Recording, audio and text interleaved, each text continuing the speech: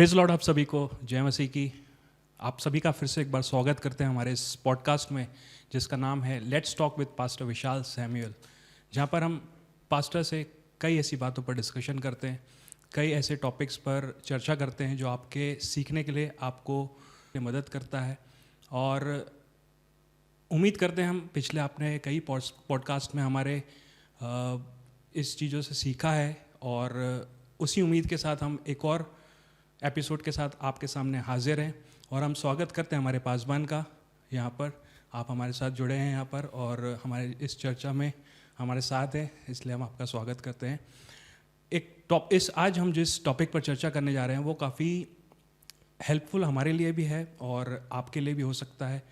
ज़रूर हम कई टेम्पटेशन में फंस जाते हैं, कई ऐसे टेम्पटेशंस हैं जिसमें हम अटके हुए हैं। आज उसी सवालों को हम पासबान के साथ चर्चा करने जा रहे हैं, और हम पासबान से बातचीत भी करेंगे, और कई ऐसे उनके एक्सपीरियंस से हम जानेंगे, कई उनके एक्सपीरियंसेस को हम जानेंगे जो हमारे लिए आगे के जीवन को कैसे जीना है उसमें मददगार होगा। तो आइए हम आज के इस पॉडकास्ट को स्टार्ट करते हैं। और मैं पासबान से जानना चाहूँगा कि अगर हम शारीरिक टेम्पटेशन में फंसते हैं या शारीरिक टेम्पटेशन में अटकने लगते हैं तो उसमें हमें क्या करना चाहिए, इसके बारे में थोड़ा सा आप हमें बताएं। तो देखिए, इससे पहले कि हम लोग इस टॉपिक पर बात करें, हमें इन जनरल इस बात को समझना ज़रूरी है कि आखिर शारीरिक अभिलाषाएं या जिसे हम लोग टेम्पटेशन बोल रहे हैं वो आखिर है क्या। जब हम गलातियों इसका 5वां अध्याय इसकी 19वीं आयत से पढ़ते हैं, वहाँ पर शरीर के कामों के विषय में लिखा हुआ है। देखिए, जब आप रोमियो इसका 8वां अध्याय पढ़ते हैं वहाँ पर, और या फिर आप गलातियों इसका 5वां अध्याय इसकी 17वीं आयत से या 15वीं आयत से आप पढ़ते हैं, वहाँ पर आपको मिलेगा कि शरीर और आत्मा इन दोनों के काम अलग अलग है। सो जब हम लोग बात करते हैं शरीर के कामों की और आत्मा के कामों की, ये दोनों काम एक दूसरे के विरोध में करते हैं। इसका मतलब यह है कि मान लीजिए कि दो पुरुष है, एक आत्मा है और एक शरीर है। सो जो शरीर और आत्मा है ये दोनों एक दूसरे के अगेंस्ट काम करते हैं, विरोध में काम करते हैं। सो जब हम लोग बात करते हैं शरीर के कामों के विषय में, जहाँ पर आप गलातियों इसका 5वां अध्याय इसकी 19वीं आयत पढ़ते हैं, वहाँ पर लिखा हुआ है कि शरीर के काम प्रगट है। सो शरीर के काम प्रगट है, और उसमें बहुत सारे पॉइंट्स दिए गए हैं, मगर आज जो हम लोग चर्चा करने वाले हैं वो है विशेषकर व्यभिचार के विषय में। क्योंकि जहाँ पर टेम्पटेशन की बात आती है, सो टेम्पटेशन जो है वो क्यों आता है, कैसे आता है, हमें उससे कैसे बचना है, इन सारी बातों पर हम डिस्कस करने वाले हैं। मगर जो प्रश्न है कि आखिर शारीरिक अभिलाषाएं क्या है, सो ऐसे काम जो आपके शरीर आपसे करवाना चाहता है और आत्मा के वो विरोध में है। मैं उसे ऐसे एक्सप्लेन करता हूँ। ऐसा हर एक काम जो आपका शरीर करना चाहता है मगर वो परमेश्वर के आत्मा के विरोध में है, उससे हम शारीरिक अभिलाषाएं कहते हैं। बहुत छोटी सी डेफिनेशन यदि हम लोग इसे कहें कि शरीर के काम जो आत्मा के विरोध में होते हैं, वे काम जो है वो शारीरिक अभिलाषा है। जी, काफ़ी सुंदर तरीके से पासवान आपने ये बताया है, लेकिन इसमें से एक सवाल और आता है जो हम ये जानना चाहेंगे आपसे आगे। क्या शैतान हमारे विश्वासियों को भी इस टेम्पटेशन में लेकर जा सकता है, या हमारे विश्वासी लोग भी इस टेम्पटेशन में फंस सकते हैं क्या? देखिए, कल ही मुझसे किसी ने इस प्रश्न को पूछा था कि क्यों विश्वासी लोग ज़्यादातर, या फिर ऐसा कहना चाहिए कि जो प्रभु में मजबूत होते हैं, वे लोग क्यों ऐसे पापों में पड़ जाते हैं। मुझे ऐसा कहना चाहिए कि जो लोग शैतान के खेमे के हैं, जो शैतान की पार्टी के लोग हैं, वो ऑलरेडी शैतान के इच्छा के अनुसार चल रहे हैं, शरीर के कामों के अनुसार चल रहे हैं। सो शैतान उन पर ज़्यादा फोकस नहीं होता है, क्योंकि ऑलरेडी वो उसी कामों में लगे हुए हैं। सो शैतान का जो फोकस होता है वो विश्वासियों पर होता है। शैतान का जो मेन काम है वो विश्वासियों को, प्रभु के लोगों को फेथ से हटाना और उस फेथ से हटाने के लिए वो सबसे बड़ी चाल क्या करेगा बताएं, वो आपको पापों में फंसाएगा और सबसे ज़्यादा वो आपको पापों में फंसाने की कोशिश करेगा जो व्यभिचार का पाप है, टेम्पटेशन है। सो जब आप क्वेश्चन हम जब इस टॉपिक पर बात कर रहे हैं कि क्या विश्वासियों को शैतान टेम्पटेशन में, शारीरिक अभिलाषाओं में फंसा सकता है, तो मैं कहूँगा कि सबसे ज़्यादा वो अटैक विश्वासियों पर, प्रभु के लोगों पर ही करता है। क्योंकि जब आप बाइबल में एग्जाम्पल देखेंगे आपको पता है कि कैसे दाऊद अपने जीवन में इस शारीरिक अभिलाषा में, व्यभिचार के पास पाप में पड़ गए। सो दाऊद कोई साधारण व्यक्ति नहीं था। दाऊद वो व्यक्ति था जिसके विषय में बाइबल में लिखा हुआ है, परमेश्वर कहता है मुझे एक ऐसा व्यक्ति मिल गया है जो मेरे हृदय के नज़दीक का है। सो हृदय के नज़दीक का होने के बावजूद भी दाऊद जो है वो इस शरीर की अभिलाषा, व्यभिचार के पाप में पड़ गए। सो प्रभु के लोगों पर ये अटैक होना है। इतना ही नहीं, बाइबल में जब आप पढ़ेंगे शिमशोन के बारे में, बाइबल कहती है कि वो बचपन से परमेश्वर का नाजिर था। सो वो पैदाइशी अनॉइंटेड था और बाइबल कहती है कि उसके सर पर से कभी छुरा नहीं फिरने पाया क्योंकि वो एक अभिषिक्त था। सो शिमशोन के लाइफ में भी शैतान ने अटैक किया और वो भी जैसे दाऊद पाप में गिर गया वैसे शिमशोन भी पाप में गिर गया और जो भी उसका अभिषेक था, जो अनॉइंटिंग थी, वो सब चले गए। सो प्रभु के लोग जो अभिषिक्त है उस पर तो शैतान और ज्यादा अटैक करता है। मगर आपको दाऊद के जैसे पापों में गिर नहीं जाना है, आपको शिमशोन के जैसे पापों में नहीं गिर जाना है, मगर आपको यूसुफ के जैसे उस टेम्पटेशन में पड़ना नहीं है। जब हम लोग दाऊद और शिमशोन की बात कर रहे हैं, हम यूसुफ को इग्नोर नहीं कर सकते क्योंकि यूसुफ के जीवन में भी बहुत बड़ा टेम्पटेशन आया। यहां पर तो दाऊद स्त्री के पीछे लगा हुआ था, उस स्त्री को देखकर उसे घर में बुला लिया। शिमशोन दलीला के पास खुद गया है, दलीला उसके घर पर नहीं आई। मगर यूसुफ के केस पूरा उल्टा था कि यूसुफ के पास ये स्त्री, जिसे मैं हर समय कहता हूं कि वो एक नॉर्मल एवरेज दिखने वाली स्त्री नहीं होंगी क्योंकि वो एक अधिकारी की पत्नी थी। सो वो दिखने में भी खूबसूरत होंगी। ये स्त्री यूसुफ के साथ व्यभिचार करना चाहती थी। सो यहां पर जैसे दाऊद उस स्त्री को देखकर मोहित हुआ या शिमशोन दलीला के प्रेम में पड़ गया, वैसा नहीं हुआ।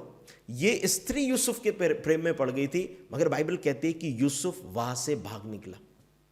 सो विश्वासियों को इस बात को समझने की जरूरत है कि अटैक तो होंगे, शैतान व्यभिचार के पाप में, टेम्पटेशन में आपको गिराने की कोशिश करेगा, मगर आपको ऐसे समय में वहां से भागना है, उन पापों से बचना है। तो हाँ, इस प्रश्न का उत्तर यही है, विश्वासियों पर ज्यादा अटैक होंगे, विश्वासियों पर ज्यादा आक्रमण होंगे। सो हमें इसमें बचने की बहुत ज़रूरत है।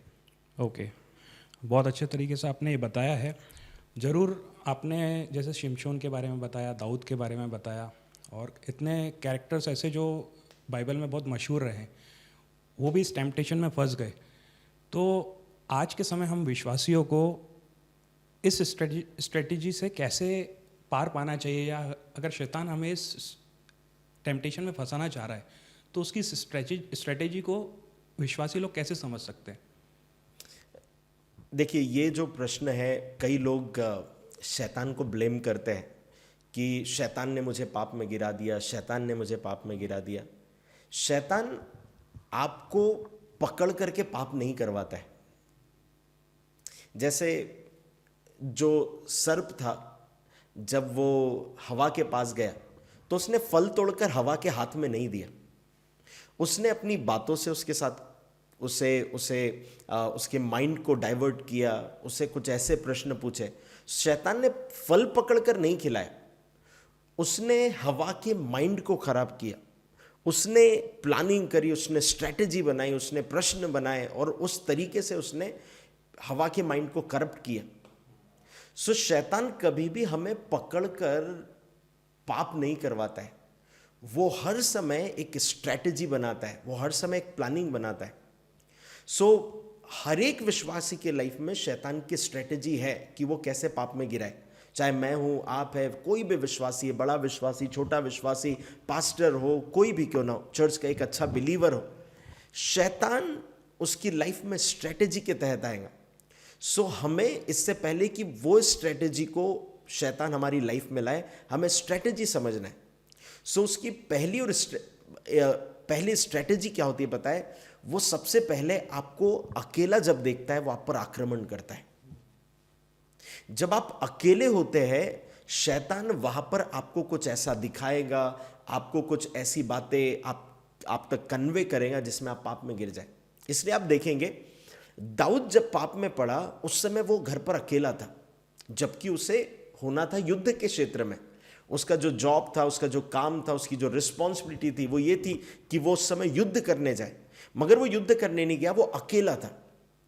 और देखिए, जब भी इंसान पाप में पड़ता है, जब भी कोई व्यक्ति गलत वीडियो देखता है, जब भी कोई गलत काम करता है, आप एक बात को नोटिस करेंगे, वो अकेला रहता है। जब मनुष्य अकेला हो जाता है, शैतान उन पर अटैक करना प्रारंभ करता है। मैं 10 सालों से पास्टर हूँ और मुझे एक अंदाजा है लोगों के जीवन का। जब शैतान लोगों को पाप में गिराना चाहता है, वो उन्हें चर्च से दूर कर देता है, और जैसे ही वो लोग चर्च से दूर होते हैं, शैतान उनके लाइफ में टेम्पटेशन लाना चालू कर देता है। सो सबसे पहली स्ट्रेटेजी आपको समझना है, आपको अकेले नहीं रहना है, आपको विश्वासियों की संगति में रहना है, आपको पास्टर के संगति में रहना है, आपको आपके घर में अपने परिवार के लोगों की संगति में रहना है। आपको अपने आप को सेपरेट नहीं कर लेना है, अलग नहीं कर लेना है। सो जहां पर आप अकेले होते हैं, शैतान प्लानिंग को लेकर आता है। जैसे हवा अकेली थी, आदम नहीं था वहां पर। जब शैतान ने हवा से बातचीत करी, क्यों हवा बातों में फंस गई? वो अकेली थी। शायद अगर वहां पर आदम होता तो आदम अपोज करता, 2 लोग मिलकर उसे अपोज करते, मगर हवा अकेली थी, वो बातों में आ गई। दाऊद अकेला था, वो छत पर गया और जाकर उस स्त्री को नहाते हुए देखा, अकेला था। यूसुफ पर अटैक जब हुआ, यूसुफ अकेला था। शिमशोन उस दलीला की गोद में सोया था, अकेला था। सो पहली स्ट्रेटेजी आपको समझना है कि जहां पर आप अकेले रहते हैं, शैतान अटैक करता है। सेकंड और इंपॉर्टेंट मैं आप लोगों के साथ शेयर करना चाहूंगा कि शैतान आपकी लाइफ में अनगॉडली लोगों को लाता है, ऐसे लोग जो प्रभु की ओर से नहीं है। आप कभी भी नोटिस करिएगा कि जो लोग पापों में फंसे, जैसे हम दाऊद की बात ही लेते हैं, मैं इन्हीं उदाहरणों को बता रहा हूं जिससे कि हम इसे और सिंपल करके लोगों तक कन्वे कर सके। आपको पता है, जो दाऊद था उसकी लाइफ में इस स्त्री का आना, या फिर हम बात करें शिमशोन की लाइफ में दलीला का आना। दलीला बिलीवर नहीं है, दलीला का कैरेक्टर विश्वासियों का कैरेक्टर नहीं है। दलीला प्रभु को जानने और प्रभु को मानने वाली नहीं है। मगर क्या हुआ पता है कि शिमशोन की लाइफ में दलीला जैसे ही इंटर हुई, इसने अपने अभिषेक को खो दिया। इसने अपने जो अनॉइंटिंग थी, जो अभिषेक प्रभु ने इसे दिया था, वो अभिषेक को इसने खो दिया। राइट? तो हमें यह चीज समझने की जरूरत है कि हमें अनगॉडली लोग, जो परमेश्वर के फेथ में नहीं है, जो लोग विश्वास में नहीं है, जिन्हें नशा करना पसंद है, जिन्हें गालियां देना पसंद है, जिन्हें व्यभिचार करना पसंद है, आपको उन लोगों की संगति में नहीं रहना है। सो शैतान क्या करता है, उसकी स्ट्रेटेजी क्या है पता है? वो अनगॉडली लोगों को, अविश्वासी लोगों को, जो विश्वासी नहीं है, उन लोगों को आपकी लाइफ में लेकर आ जाएंगे। और जैसे ही वो लोग आपकी लाइफ में आएंगे, वो आपके जीवन में प्रभाव डालना चालू करेंगे, पाप का प्रभाव। सो पहली चीज, वो आपको अकेला ढूंढता है। दूसरी चीज, वो आपके लाइफ में ऐसे लोगों को लाता है जो फेथफुल और फेथ में नहीं है। इसलिए बाइबल कहती है, अविश्वासियों के साथ असमान जुए में ना जूतो। आपका फ्रेंड सर्कल गंदे काम करने वाला है, वो गंदे काम आपके लाइफ में आ जाएंगे। आपका फ्रेंड सर्कल व्यभिचार करने वाला है, वो व्यभिचार करने का पाप आपके जीवन में आ जाएगा। सो अनगॉडली लोगों से कनेक्ट होना, अनगॉडली लोगों से टच में आना आपके लाइफ में शैतान की स्ट्रेटेजी है, और वैसा करके आपकी लाइफ में वो पाप करवा देगा। साथ ही साथ में इस चीज में और एक पॉइंट जोड़ना चाहूँगा। जब शैतान की एक स्ट्रेटेजी मैंने पर्सनल अपने लाइफ में अनुभव करी, मैंने 2003 में, मैं बचपन से ही क्रिश्चियन हूँ, मगर 2003 में मैंने यीशु मसीह को उद्धारकर्ता के तौर पर ग्रहण किया।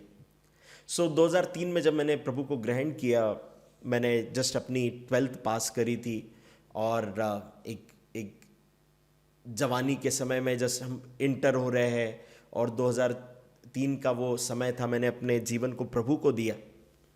और जैसे मैंने अपने लाइफ को प्रभु को दिया, मैं उस समय बहुत दुबला था और शारीरिक रूप से अगर मुझे आप देखते तो बहुत अजीब सा, अगर मेरे फोटो में देखता हूँ तो मुझे ही हंसी आती है आज। ऐसा हुआ कि 2003 में मैंने प्रभु को अपना जीवन दिया और विद इन अ मंथ मैंने इस बात को नोटिस किया, अनएक्सपेक्टेड टेम्पटेशन आने लगे। मैं इस बात को ऑब्जर्व करने लगा कि किसी ने मुझे अप्रोच किया, कोई लड़की ने, और मुझे ऐसा लगा कि यार सडनली क्या हो गया, मैं इतना हैंडसम हो गया प्रभु को जानने के बाद। मैं प्रभु को जैसे ही मैंने ग्रहण किया तो क्या मैं एकदम बहुत हैंडसम हो गया, मगर जब मिरर के सामने जाता था तो वही सेम फेस था, सेम वेट था, सारी चीज़ें सेम थी। मुझे वो जब 2-3 प्रपोजल आए और मैं जब उस बात को समझने लगा, मुझे परमेश्वर की आत्मा ने समझाया, they are not from the Lord. वो टेम्पटेशन, वो प्रपोजल बहुत सुंदर हो सकते हैं, मगर हर सुंदर चीज, हर अच्छी दिखने वाली चीज प्रभु की तरफ से नहीं होती।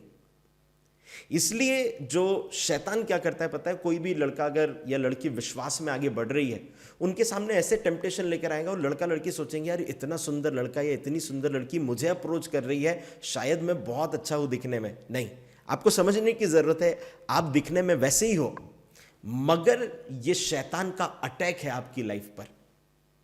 इसलिए बाइबल कहती है जब हवा ने जो फल देखा तो उसने देखकर इस बात को कहा, ये देखने में बड़ा अच्छा है, ये देखने में मन भाऊ है। जो उसने देखा, देखकर उसे लगा ये देखने में बहुत सुंदर है, खाने के बाद के परिणाम बहुत बुरे थे। आपकी लाइफ में जो देखने में अच्छा लग रहा है, जरूरी नहीं है कि वो आपकी लाइफ में आने के बाद उसके परिणाम अच्छे हो। इसलिए बहुत सारे लड़के लड़कियां जो है वो अगर उन्हें सुंदर लड़का या लड़की दिख जाए तो उन्हें ऐसा लगता है कि यार ये प्रभु की तरफ से होगा और इससे बेटर कुछ नहीं हो सकता है। सुंदरता सब कुछ नहीं होती। शैतान आपकी लाइफ में टेम्पटेशन कैसे लाएगा? आपके सामने अनएक्सपेक्टेड प्रपोजल को लेकर आ जाएगा, उसकी स्ट्रेटेजी है। जितने भी जवान लड़के लड़कियां मुझे सुन रहे, भाई बहन सुन रहे, ध्यान रखिएगा, हर सुंदर व्यक्ति प्रभु की तरफ से नहीं है। अगर आपकी लाइफ में शैतान को टेम्पटेशन लाना है, वो ऐसे व्यक्ति को आपके लाइफ में लेकर आएगा जैसे आपको लगेगा कि यार इतना सुंदर लड़का, इतनी सुंदर लड़की मुझे कैसे अप्रोच कर सकती है। मगर ध्यान रखिएगा, आपका किसी भी व्यक्ति को विवाह के लिए चुनने का जो पैमाना है वो सिर्फ सुंदरता नहीं होना चाहिए। आपको सबसे पहले उन्हें विश्वास में चेक करना है। इस टॉपिक पर हम लोग आज बात नहीं करेंगे, हम लोग और एक पॉडकास्ट ज़रूर शूट करेंगे कि कैसे जीवन साथी चुनना चाहिए, इस बात पर भी हम लोग बातचीत करेंगे। जो आपने प्रश्न पूछा था उसका मैंने थोड़ा सा उसे बड़ा करके इसका उत्तर दिया है कि कैसे हम शैतान की स्ट्रैटेजी को समझे। मैं बिलीव करता हूँ कि हमारे व्यूवर्स को भी ये आंसर जो है वो क्लियर हुआ होगा। नहीं, बहुत खूबसूरत तरीके से पासवान आपने ये सवाल का जवाब दिया है। मेरे ख्याल से हमारे व्यूअर्स जितने भी देख रहे हैं इस पॉडकास्ट को, शायद ये सवाल और ये जवाब जो इसका दिया है पासवान ने, ये आपके लिए बहुत हेल्पफुल हो सकता है। कैसे शैतान हमारी लाइफ में स्ट्रैटेजी को बनाता है कि हमें वो फाड़ खाए या हमारे लाइफ में कैसे वो उथल पुथल कर दे। तो ये सवाल का जवाब बहुत ही सुंदर तरीके से पासवान ने दिया है, ये आप लोग के लिए ज़रूर हेल्पफुल होगा। पासवान, आगे हम और बातचीत कर रहे हैं जैसे इसमें, तो अगर शैतान स्ट्रैटेजी बनाता है हमारी लाइफ में कि हमको इस टेम्पटेशन में फंसाए, तो अगर हम शारीरिक अभिलाषाओं के पापों में पड़ रहे हैं तो उससे बचने के लिए या उसे समझने के लिए हम क्या कर सकते हैं? हम इसके बारे में कुछ जानना चाहेंगे आपसे। जी, देखिए, शारीरिक अभिलाषाओं से या विशेषकर हम क्योंकि व्यभिचार के पाप के विषय में हम लोग बातचीत कर रहे हैं, जो व्यभिचार का जो पाप है उससे पर्टिकुलर आपको बचने के लिए क्या करना चाहिए, या टेम्पटेशन से बचने के लिए आपको क्या करना चाहिए, इसमें मैं पहला जो पॉइंट है मैं इस बात को कहूँगा कि आपको सिर्फ एक बात के लिए अपने आप को अकेला करना चाहिए, और वो है प्रार्थना करने के लिए। क्योंकि जब आप बाइबल पढ़ते हैं तो बाइबल में लिखा हुआ है कि जब तू प्रार्थना करे अपने कोठरी में जा, दरवाज़ा बंद कर और प्रेयर कर। इसके अलावा आपको अकेला रहना अवॉइड करना है। आपको विश्वासियों की संगति में रहना है, आपको चर्च से कनेक्टेड रहना है, आपको चर्च की फैमिली से कनेक्टेड रहना है, आपको बिलीवर फ्रेंड्स से कनेक्टेड रहना है, विश्वासियों से, चर्च के कामों में, यदि आप स्टडीज़ कर रहे हैं आपके कॉलेज में भी ऐसे लोगों से कनेक्टेड रहना है जो गलत कामों में नहीं है। सो आपको ये जो अकेलापन है उसमें पढ़ना नहीं है, क्योंकि जहाँ पर आप अकेले हो गए शैतान अटैक करेंगे। हम लोग बात कर रहे थे दाऊद के विषय में। दाऊद को एग्जैक्टली उस समय युद्ध में होना चाहिए था, और दाऊद कहाँ पर था? अकेला घर पर। सो जैसे वो घर पर अकेला था शैतान ने अटैक कर दिया। सो पहली और इंपॉर्टेंट बात, यदि आप शारीरिक अभिलाषाओं से बचना चाहते हैं, अकेला रहना छोड़ दीजिए। अकेला रहना, कुछ अच्छे कामों के लिए आप अकेले रह रहे हैं, अच्छी बात है, मगर मैंने इस बात को ऑब्जर्व किया है, मैक्सिमम लोग जो काउंसलिंग करवाने आते हैं, जब वो अकेले रहते हैं वो तब पाप करते हैं। जब वो अकेले रहते हैं शैतान उनके माइंड में कुछ बातों को डालता है। जब वो अकेले रहते हैं वो तब गंदे वीडियो देखते हैं। जब वो अकेले रहते हैं शायद वो कोई एडिक्शन करते हैं। सो अकेला रहना अवॉइड करना है।